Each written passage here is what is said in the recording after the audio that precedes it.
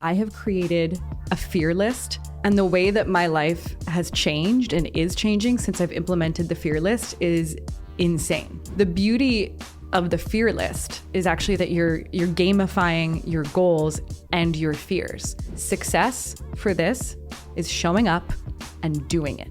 You're just one small risk away from potentially changing your life.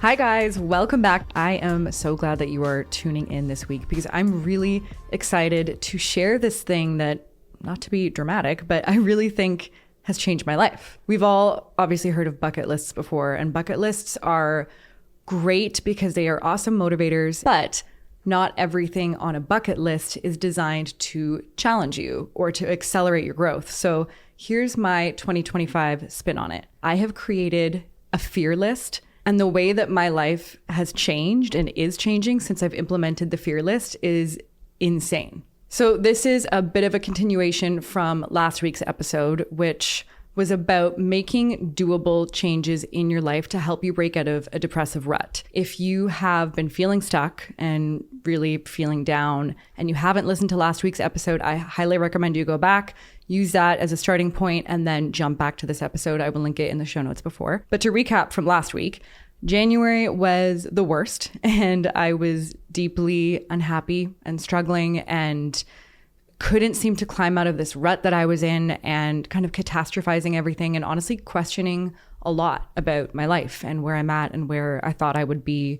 It was a full-blown spiral. And when I wrote down all of the things that were upsetting me or making me feel really stuck or fueling my spirals, and I broke out the things that I could control and that I could realistically change on that list, here's what I realized. Most of the things that I'm dissatisfied with in my life were a result of not taking action or making changes because of fear. For example, I felt lonely and stuck in singlehood and fearful that I'm not going to meet my person, that I'm not going to do anything to move towards the life I want, which is a family and children and to live with someone. But I've done nothing to change that. Like, I'm fearful of that. I'm spiraling about that. And I had not been taking any actions to change that because I was too scared to let go of the past, to be honest, and to face rejection and to put myself out there and date, because it is a little scary, but also worth it, obviously.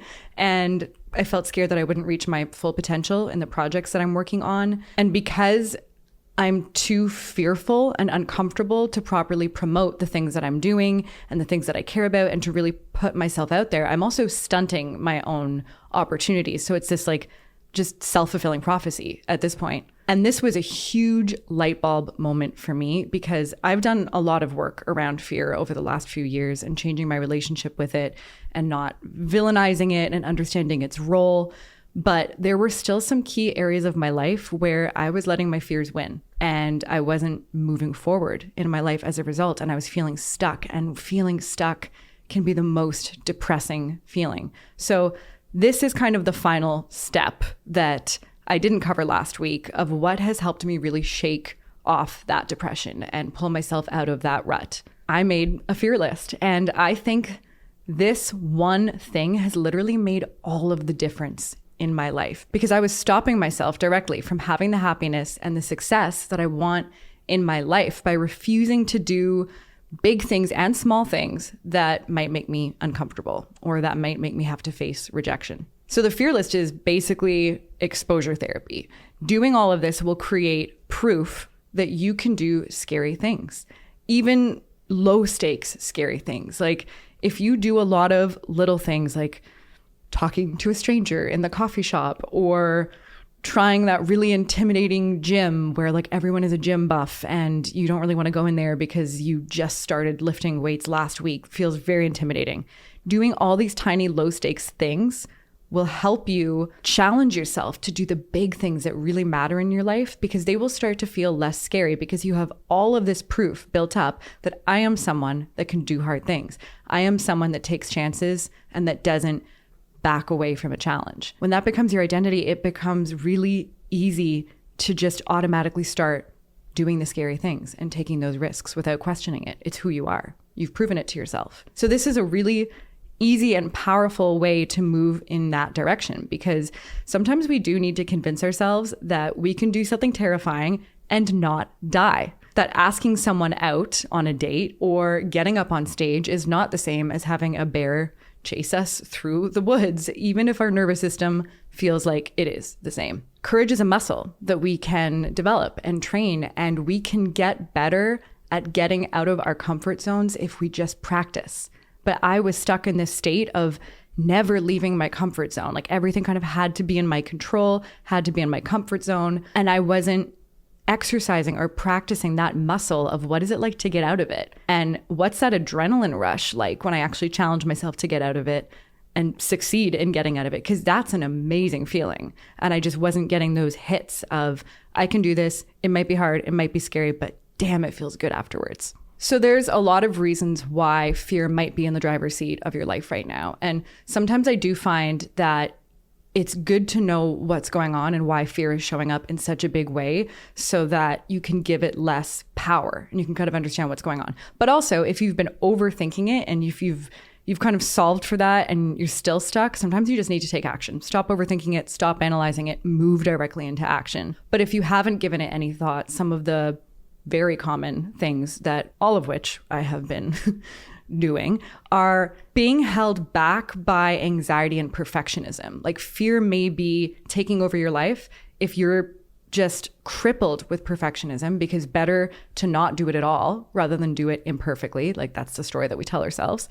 And we can procrastinate. We can just avoid doing things that we really want to do that we could be really good at if we fear we may fail, or we may not be able to live up to our standards or someone else's standards of success. So that perfectionism, and honestly that anxiety, because control is just a form of anxiety. It's like a symptom of anxiety. That can really keep you stuck in this place of fear. And I've definitely been doing that. Also, if you've made big swings in the past and they didn't pan out, that can start to impact a lot of the narratives that you're telling yourself. So if you had a horrible heartbreak, you might be telling yourself, I'll never find love again. I'm never going to do this again. I'm never going to trust anyone again. That's rooted in fear. And so you're going to stop yourself from having a thing that you might want because you're scared. People who tried and failed to launch businesses, entrepreneurs go through this all the time. The business fails and they believe they cannot ever achieve success as an entrepreneur. I better go back to corporate. I better quit this all. And I'm too scared to ever put myself out there again and take another loss. People who are crushed by rejection. Maybe they put themselves out there and tried to make a new friend or approach someone they thought was cute and they got shut down. 100% that person's probably going to be scared to do that again. But the problem with that is we're assigning past results to the future and assuming that like history is going to repeat itself when that's not at all necessarily true. You can have gone through heartbreak, betrayal, job loss, failure in an entrepreneurial setting, and have so much success the very next time you take the risk. So I think breaking out of that pattern of just because something happened before doesn't mean that's what's going to happen the next time. That can help you move out of that state of fear. Another interesting one that I recently learned about, if you have ADHD, definitely listen up. A lot of people who have ADHD have rejection sensitive dysphoria. It's a mouthful, rejection sensitive dysphoria. And basically these people experience like extreme emotional pain and reactions and distress if they were rejected or perceived that they were rejected, if they felt criticized, if they experienced failure. So a lot of neurodivergent people, and also just a lot of people in general, hate rejection, obviously.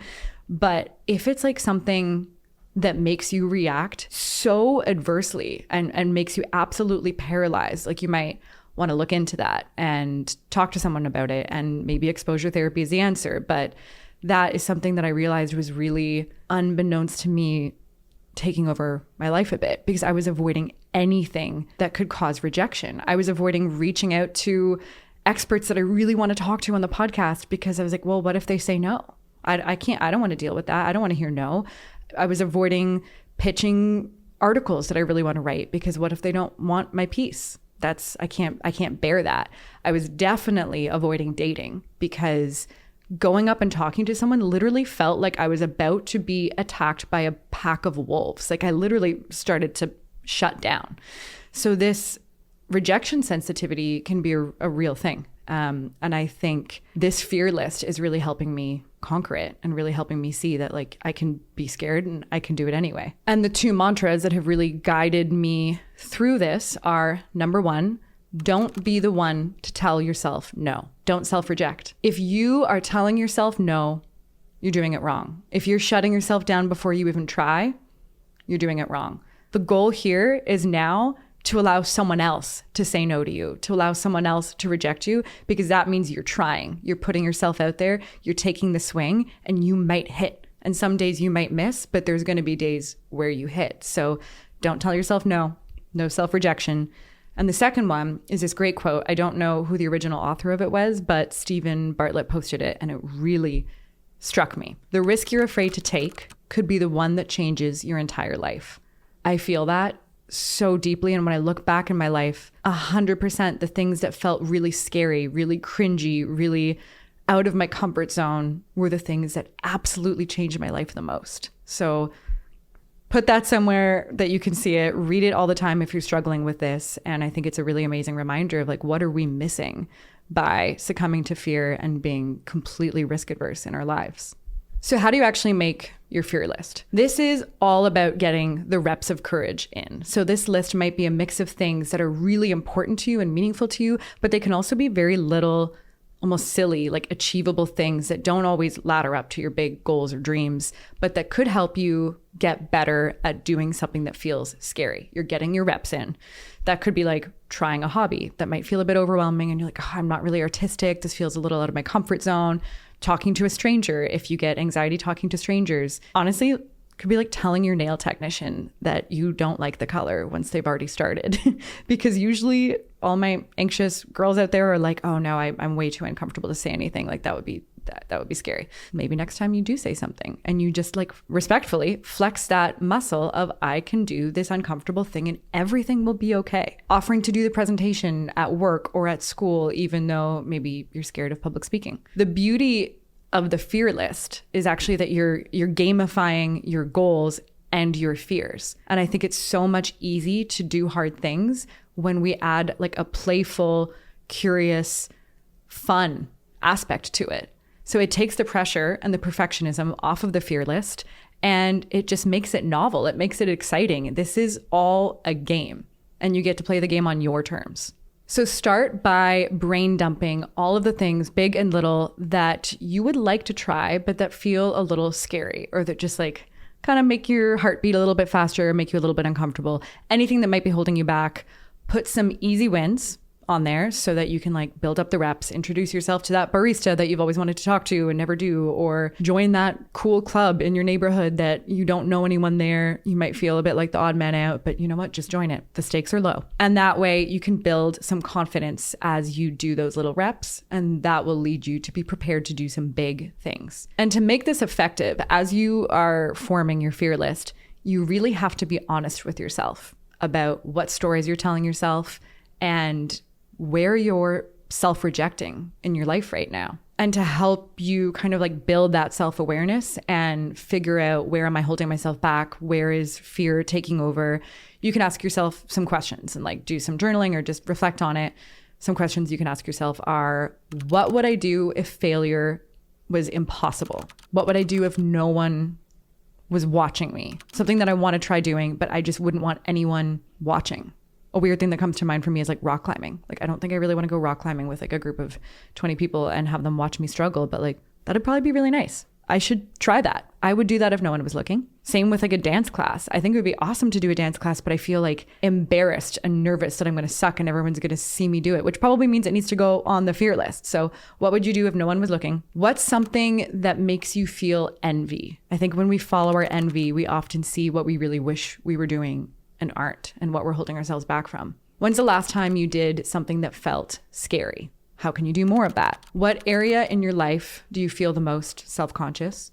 A simple example of that for me is like, I feel pretty uncomfortable like going to the pool in a bikini. Like it's not when I feel at my best. So I made myself go to Othership, which is like a sauna, cold plunge, like club in the city that's very vibey and just so full of hot people. And I made myself go and I made myself rock the bikini and walk around and be proud and at least pretend to be confident because I knew it was something that made me so uncomfortable. So figure out where you're self-conscious and try to push yourself and push your boundaries in those areas. Ask yourself what's something you've always wanted to do but never gotten around to because I'm always waiting for the right time. If you're waiting on an ongoing basis for the right time to do something, you're probably scared to do it and you're making excuses. I have a gazillion examples of when I do that and how I do it. I'm doing that constantly. Anytime you're wanting something and there's just always an excuse as to why you're not doing it, it's probably fear. So that's the first thing that should be going on your fear list. So once you have your list, you're going to assign a cadence to completing the list and you're going to stick to it. I made myself commit to one item on my fear list every week since I started in, I guess, towards the end of January. And I have not skipped a week because it has become a game that I am committed to winning. And once a week definitely sounds like a lot. You can make it once a month if that makes this achievable for you. But once a week really isn't that bad because it can be small things. It can be like put yourself out there and ask someone you don't know very well if they want to go for a coffee because you're looking for friends. It can be like, go try pickleball, even though, you're not very athletic. These can be small things. Really try to do the once a week if you can. You can also repeat things. If doing stand-up comedy at an open mic night is on your list and you try it once, you can also do it multiple more times and that will count because I promise you it's going to be scary every fucking time. It's not going to be like you do it once and then you're no longer scared of it. It will continue to be scary. You can continue to grow with that one thing and do it in a bigger room and then an even bigger room and then maybe invite people versus doing it anonymously. So you can play with these things and iterate on them on the fear list. So whatever cadence you commit to, write it down, put it right on your list how often you have to do these things. Tell someone you love who can be an accountability buddy and who you can share these things with on a weekly basis because I think we get a lot of joy and satisfaction by sharing the excitement of I did the thing. I've definitely been blabbing about this to my friends. I'm not shutting the fuck up about my fear list. So definitely share it with people. It will really add to the momentum and the energy.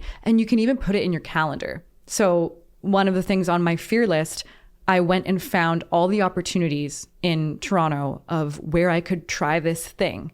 And I, for the month ahead, put every single event in my calendar so that there's no excuse, there's no vagueness, there's no procrastination, there's no I don't know, I haven't really seen anything. I can't make excuses. I know every single day in the next month where I have an opportunity to go do this scary thing. So I think that's also really helpful. You could even choose in advance which scary thing you want to do each week for the month ahead if you want. I'm not that organized, but you could do that. Now, the key to all of this is really changing your metrics of success. This was hugely important for me. And this is where I think I really fucked up in the past when I was trying to challenge myself in scary ways. Because as a recovering perfectionist, I had to get okay with not being great at something, doing something that's scary and maybe falling on my face or not living up to my own expectations or getting rejected, failing. It's been really hard to do that. I'm a person who, on my first time trying something, if I'm not good at it, I'm pissed. I'm upset. I don't enjoy not being good at things. There's some things that I'm okay with. I accept that I'm not a good organizer. We're fine with that. But generally, if I take on a hobby, if I try something in front of other people, I really want to be good and I put that pressure on myself. And I'm really working on being a bit kinder to myself and being I wouldn't expect anyone else to be great at something the first time they tried it. So why am I expecting that of myself? That's not a fair approach and that's not setting me up for success. So take all of that pressure off of yourself. We are switching up what our idea of success is for the fear list. Success for this is showing up and doing it. That's it. It has nothing to do with the outcome. It has nothing to do with your performance or how it was received or if you were great or if you sucked. All that matters is that you do it. That is your commitment and that is what success is. So let me give you some examples of how that has unfolded for me. Here are just some of the things on my fear list. First and foremost, I have been very blocked when it comes to love and relationships. And I think making it this huge, big, daunting, fearful goal of I need to settle down and find my person has just crippled me in anxiety.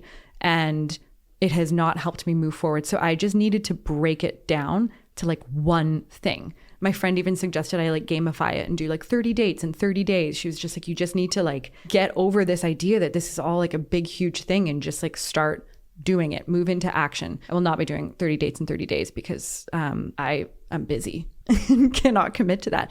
But I committed to going on a date with someone new that month that I started and finding if there was any singles events in the city and going, whether it was like speed dating or a single event. And I did both. And let me tell you, this shit has been fruitful. I brought a friend to a singles event and had the best time, met so many people. It restored my hope in like that there are good people out there that want to meet you and be open-hearted and open-minded and talk to you.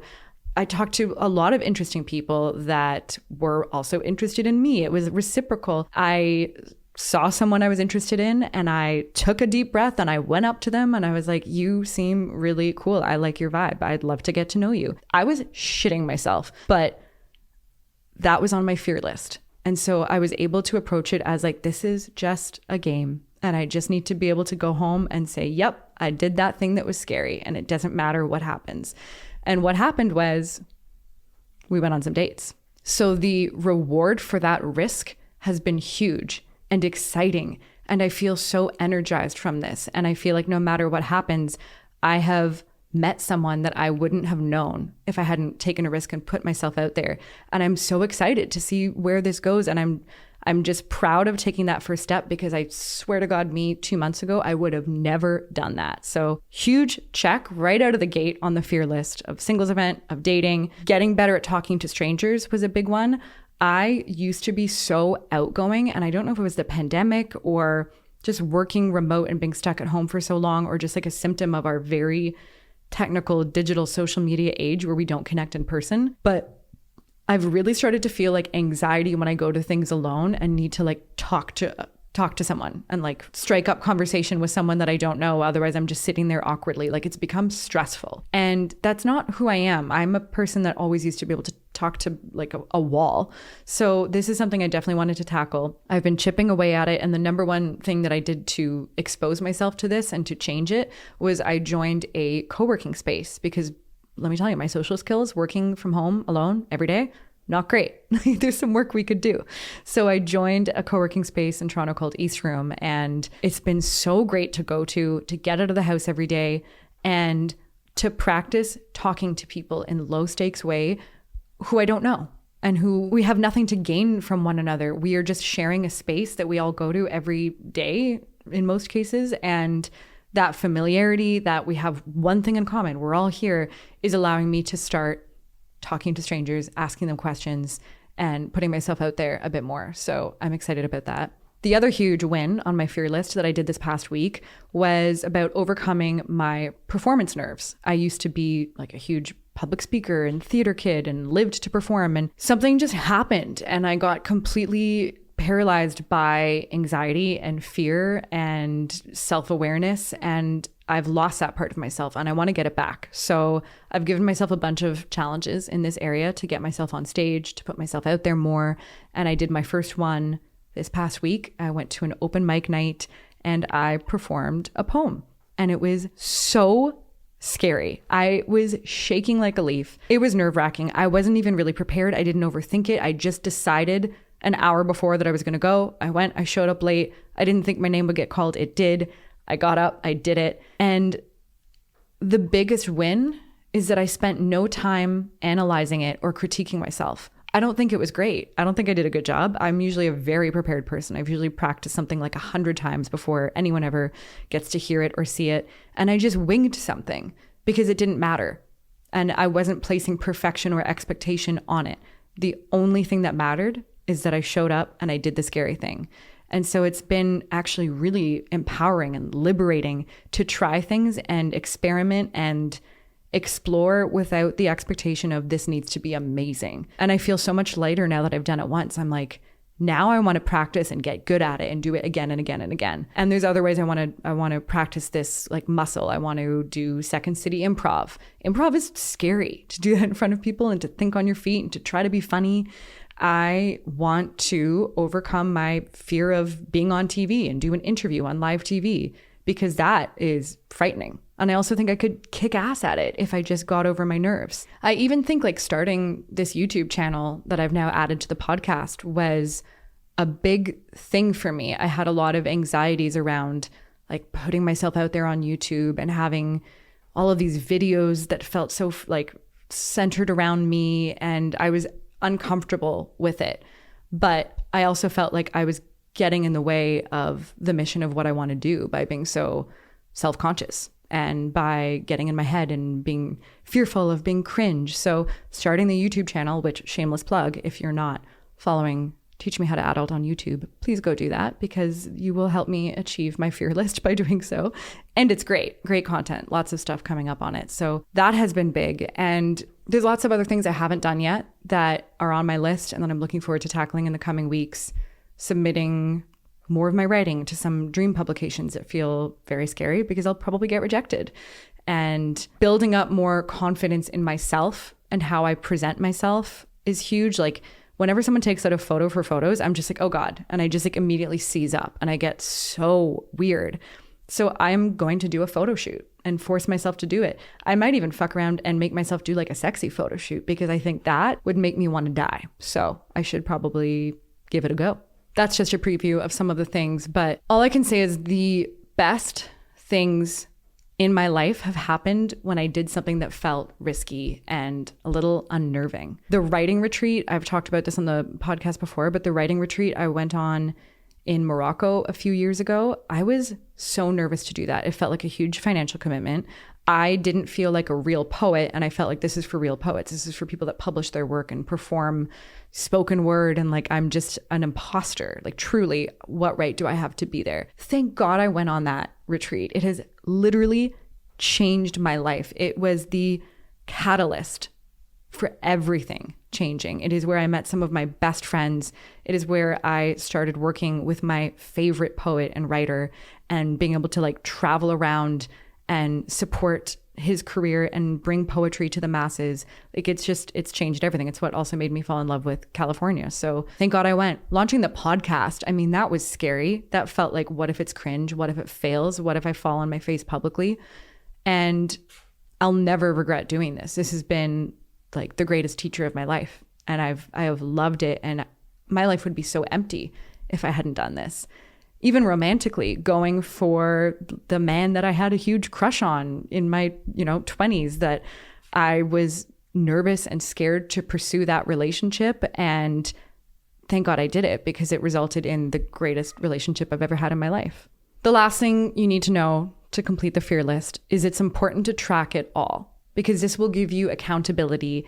It will give you like that dopamine hit when you've done the hard thing, you've checked it off, and you can visually see your progress, that you have stayed consistent on your weekly or your monthly fear list goal. Tracking my weekly fear list accomplishment has really gamified it because I don't want to lose my streak. Like that's why Duolingo is so addictive.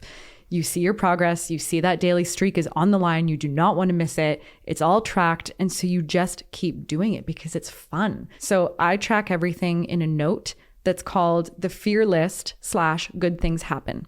And every week I write down every scary thing I did and I write down the good things that came from it.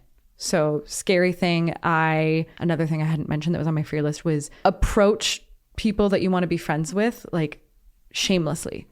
I think the same way that we approach dating, of going up to people and being like, hey, I'm really interested in you. Can I take you out? Like we need to do that with friendships too, but it feels almost scarier actually for me to go up to like a really cool girl or like message someone I follow on Instagram who's this amazing artist that I think is so cool, to approach them out of the blue when they don't know me and be like, I love your vibe. I love what you do. I think we could be kindred spirits.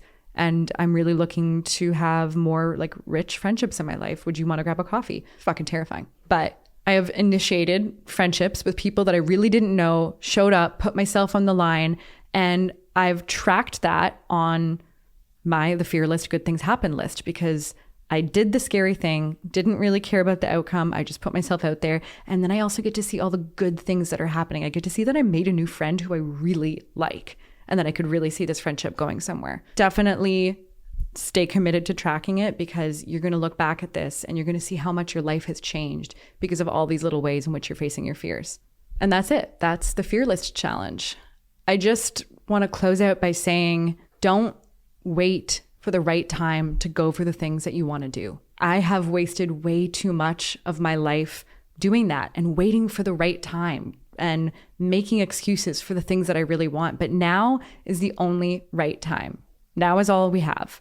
And the risks are always worth it. No matter what the reward is, the risk is worth it, because life happens when we start putting ourselves out there.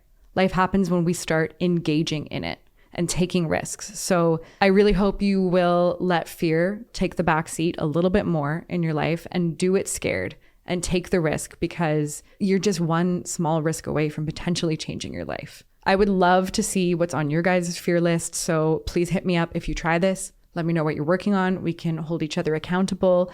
Really, really excited to hear how this goes for you. And as always, if this resonated and you want to do this with a friend, send them the episode, because this is really something that pairs well with other people and with accountability buddies and with people that you can like bring along with you to some of these scary things to support you. So send this to a friend, start your fear list together, and let me know how it goes. I'm cheering for you. I love you guys. You got this.